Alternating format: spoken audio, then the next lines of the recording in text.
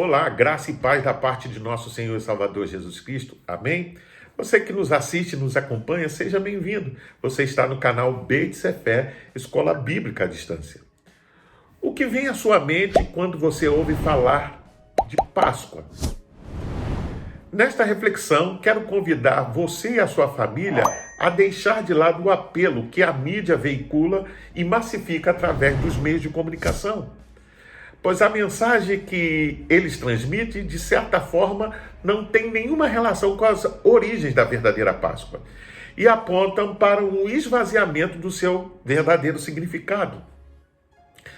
Ao falar sobre Páscoa, nos remonta ao cativeiro de Israel no Egito e a ação divina que culminou na libertação do povo por intermédio de Moisés. Depois de fazer cair sobre aquela terra várias pragas que culminaram com a morte dos primogênitos, você pode ler isso em Êxodo capítulo 11 e 12, para livrar o seu povo da 10ª praga, o Senhor instruiu a Moisés a orientar o seu povo a separar um cordeiro ou cabrito sem mácula, macho de 1 ano, para ser sacrificado em um dia escolhido, cujo sangue seria passado nas ombreiras e vergas das portas. Essa ação era um sinal para que o anjo da morte, ao passar pelo Egito como determinara o Senhor, não atingisse os primogênitos do povo de Israel. Você lê isso em Êxodo capítulo 12, versículo 1 ao 14 e o 43 ao 51. Por isso, o sentido da palavra Páscoa, no hebraico Pessá, significa passar por cima, poupar. Ou seja, quando o anjo da morte passasse por cima do Egito, ele veria o sinal do sangue nas casas e ali ele pouparia, ele passaria por cima sem atingir os primogênitos. Porém, a Páscoa para o povo cristão nos remete ao sacrifício vicário de Jesus na cruz do Calvário. Nós vamos ver o que o apóstolo disse à igreja em Corinto, quando ele diz: porque a nossa festa da Páscoa está pronta, agora que Cristo, o nosso Cordeiro da Páscoa, já foi oferecido em sacrifício. Você vê isso em 1 Coríntios capítulo 5, versículo 7, a parte B. Ou seja, tal qual o Cordeiro oferecido pelo povo judeu na substituição da Páscoa, Jesus, o Cordeiro de Deus que tira o pecado do mundo, como relata João Batista aos seus ouvintes lá no Jordão, e você vê isso em João capítulo 1, versículo 29, Jesus se ofereceu por sua própria vontade para a nossa libertação, sendo o seu sangue o sinal desta libertação. Eu convido a todos a abrir a sua Bíblia e ler comigo em João capítulo 13, versículo 1. Um pouco antes da festa da Páscoa, sabendo Jesus que havia chegado o tempo em que deixaria este mundo e iria para o Pai, tendo amado os seus que estavam no mundo, amou-os até o fim.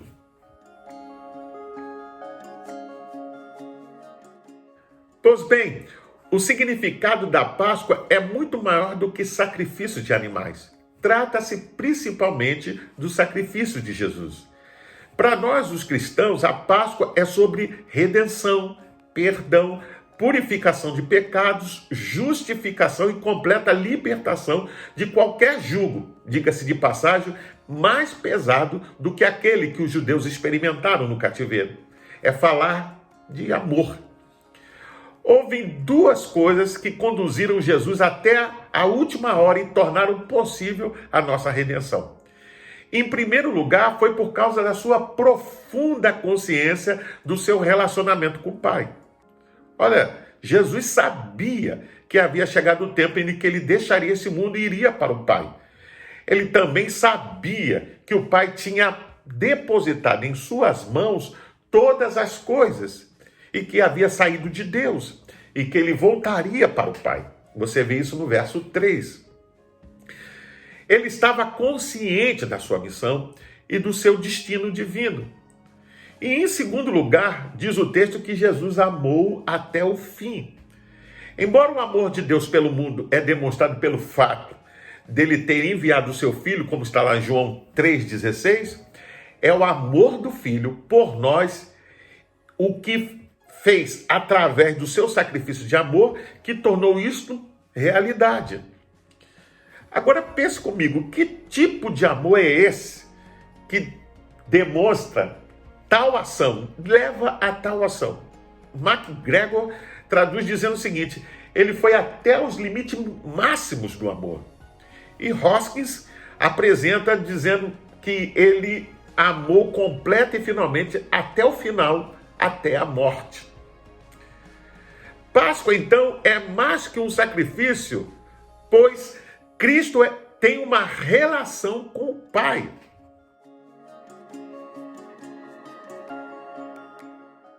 Antes de tomar o nosso lugar, tal qual o Cordeiro Pascual, Jesus cumpriu toda a justiça de Deus. Quando foi questionado por João Batista sobre ser ou não batizado, Jesus respondeu: deixa assim por enquanto. Convém que assim façamos para cumprir toda a justiça. Você vê isso em Mateus capítulo 3, versículo 15. E após ter sido provado e antes de morrer na cruz do Calvário, Jesus bradou bem alto: está consumado. João 19, 30. Ou seja, Jesus cumpriu toda a exigência feita por Deus.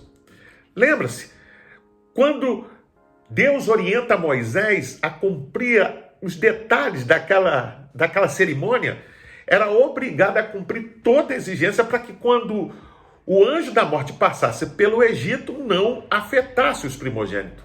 Da mesma forma, o sangue de Jesus tem eficácia sobre nós porque ele cumpriu toda a exigência feita por Deus.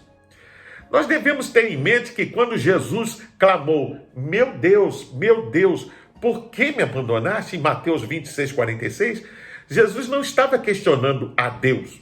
Ele estava recitando a primeira linha do Salmo 22, que expressava a profunda angústia que sentia quando tomou sobre si os pecados do mundo. E diga-se de passagem, experimentou pela primeira vez o abandono do Pai. Isto foi o que fez Jesus temer-se quando orou no jardim do Getsêmani, dizendo que, se possível, separasse daquela taça.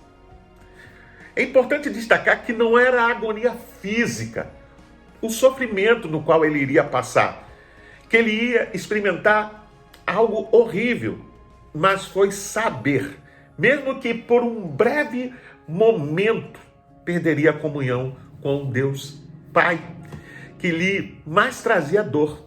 Você entende? Não era o sofrimento, mas é perder essa comunhão. Saiba que Jesus sofreu esta morte de modo que eu e você nunca tivéssemos que experimentar a separação eterna de Deus. Não foi por mera coincidência que a paixão de Cristo se deu no período da Páscoa judaica. Deus queria mostrar aos judeus e aos gentios, ou seja, ao mundo como um todo, que a morte de Cristo correspondia ao sacrifício do Cordeiro, e que, assim como o sangue dos animais livrou os israelitas da morte e abriu caminho à sua libertação da opressão egípcia, o sangue de Jesus livra toda a humanidade da morte espiritual e da libertação da escravidão a Satanás e ao pecado. Você se lembra? Jesus comeu a Páscoa com seus discípulos naquela última semana, algumas horas antes dele ser preso, julgado e crucificado, sendo morto na cruz. É interessante, então, que Jesus come a Páscoa e depois ele, ao encerrar, ele pega o pão e o cálice e diz assim: isto representa a minha carne e este é o sangue da nova aliança no meu sangue. Ou seja, Jesus não só participou da velha aliança, mas estabeleceu uma nova aliança agora no seu corpo, através do seu sangue. A libertação a ser comemorada não seria apenas física, política ou econômica, como os israelitas experimentaram quando da libertação da escravidão. Mas agora em Cristo, ela é espiritual, é existencial. A primeira dimensão do amor de Jesus foi se tornar homem, foi se auto-esvaziar para poder viver entre nós. Isso mesmo, e provar o seu amor. como homem, ele demonstrou seu profundo amor, mesmo quando seus discípulos o abandonaram, no momento mais importante da sua vida. Quando os soldados o prenderam e o açoitaram, e lhe causaram terríveis dor. Mesmo quando as pessoas o rejeitaram na cruz, Jesus disse: Pai, perdoa-lhes, porque eles não sabem o que fazem. Diga-se de passagem, havia muitas pessoas que estavam ali que tinham sido curadas por Jesus, que tinham sido ensinadas por ele, tinham sido alimentadas por ele, tinham sido libertas da opressão do maligno. E agora diziam: crucifica. É interessante, amados. A Bíblia nos diz que ninguém tem maior amor do que este de dar a alguém a própria vida em favor dos seus amigos. João 15, verso 13. A segunda dimensão do amor de Jesus Cristo foi realizada através da sua morte. Através dela, ele trouxe a mensagem da salvação, reconciliação entre o homem e Deus, esperança de uma vida melhor. A morte de Jesus Cristo representa o fim dos sofrimentos e a vitória sobre a morte e o pecado. A morte de Jesus, na verdade, ou a sua ressurreição, simboliza o início de uma nova vida baseada na vontade de Deus. Mas isso foi possível porque ele primeiro nos amou. Seu sacrifício, na verdade, foi prova incontestável do seu amor. Ou seja, não bastava apenas dizer que ele nos ama. Talvez você lide com muitas pessoas que dizem que ama, que são apaixonadas, mas as suas ações não condizem. Elas contradizem o que elas falam. Mas, na verdade, a ação realizada por Jesus na cruz é uma prova do amor declarado dele, que era necessário. Se a prova do amor de Deus por nós pode ser expressa por uma palavra, graça, ou seja, a graça se dá quando alguém recebe de Deus um presente que nunca mereceria ganhar, sabe-se que dar presentes é uma das formas de demonstrar amor. Deus nos ama tanto que mesmo recebendo de nós nãos, rejeições, sendo negado por nós, decidiu nos dar o que ele tinha de mais valioso, ou seja, o seu Filho Jesus. A palavra amor de Jesus aos homens rebeldes e pecadores foi se tornar o presente de Deus, ou seja, a sua morte na cruz nos abriu o caminho que conduz de volta para Deus. É interessante destacar, da mesma forma que o povo de Israel estava voltando agora para a terra da promessa, para estar na presença de Deus, da mesma forma, o sacrifício de Jesus permite que nós, seres humanos, tenhamos comunhão e nos voltemos e nos relacionemos com o Senhor.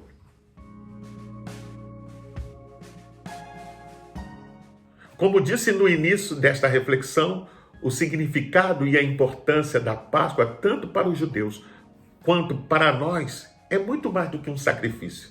Pois se de um lado mostra a nossa fé e obediência aos mandamentos de Deus, por outro lado mostra o amor de um Deus amoroso. Para nós, os cristãos, Páscoa, ou seja, o sacrifício vicário de Cristo na cruz, é sobre redenção, perdão, purificação de pecados, justificação e completa libertação.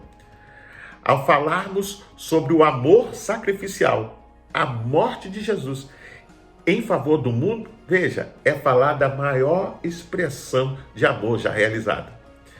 Esta é a mensagem da Páscoa que se encontra nos evangelhos, que nos enche o coração de alegria, pois da mesma forma que no passado, veja, o povo escolhido foi preservado e liberto pelo sangue do Cordeiro, hoje a igreja, que sou eu e você, que somos nós, também o é. Cabe ainda destacar que, diferentemente dos animais que eram sacrificados anualmente, você pode ver isso em Hebreus capítulo 10, do 1 ao 3, Jesus se deu voluntariamente e em obediência a Deus para estar em nosso lugar uma única vez.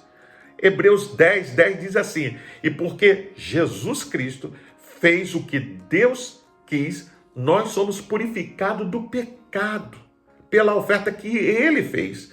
uma vez por todas, do seu próprio corpo. Veja, é uma coisa interessante estabelecer.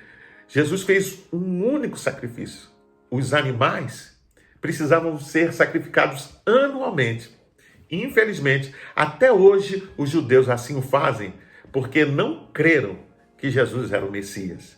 Mas Jesus fez um único sacrifício que valeu por todos e em todo tempo, aqueles que creem no seu nome. Quando Jesus veio, o que era sombra se tornou realidade e fomos igualmente preservados da morte pelo seu sangue. Depois de 3 dias no seio da terra, Jesus ressuscitou. O último inimigo, a morte, foi vencida e todos nós, o que nele cremos, também recebemos esse maravilhoso presente das mãos benditas do Pai, libertação da morte e recebimento da vida eterna. Por fim, eu quero perguntar a você que me ouve nesse momento. Você crê em Jesus Cristo? Entende que precisa estar coberto pelo seu sangue? Se ainda não tomou a decisão, gostaria de fazê-lo hoje? Isso, faça hoje mesmo.